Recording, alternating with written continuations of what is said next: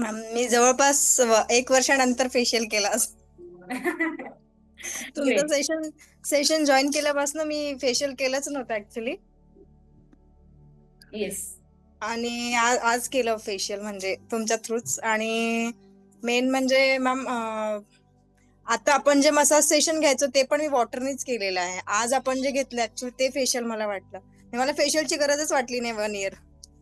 Yes. तुम्ही खूप छान वाटतं. फेस योगा बऱ्याच दिवसापासून करतायत. Yes ma'am. मला खूप त्यामुळे इफेक्ट जाणवला. म्हणजे मला झोप नाही होत तरी पण म्हणजे माझं डार्क सर्कल जे आहे आईज वर ते दिसत नाही. प्लस पिगमेंटेशन थोडे कमी झाले आहे. चेहऱ्यातलं टॅन पण कमी झालं आणि चेहरा पण माझा ग्लो होतो मॅम. म्हणजे मला क्रीम आणि फेस वॉश वगैरे काही लावायची गरजच पडत नाही.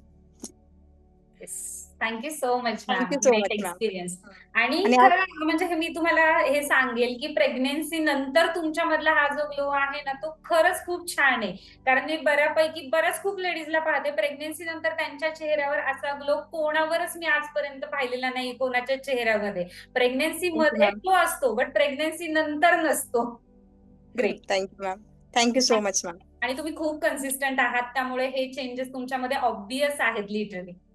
Thank you ma'am. Yes. Thanks a lot.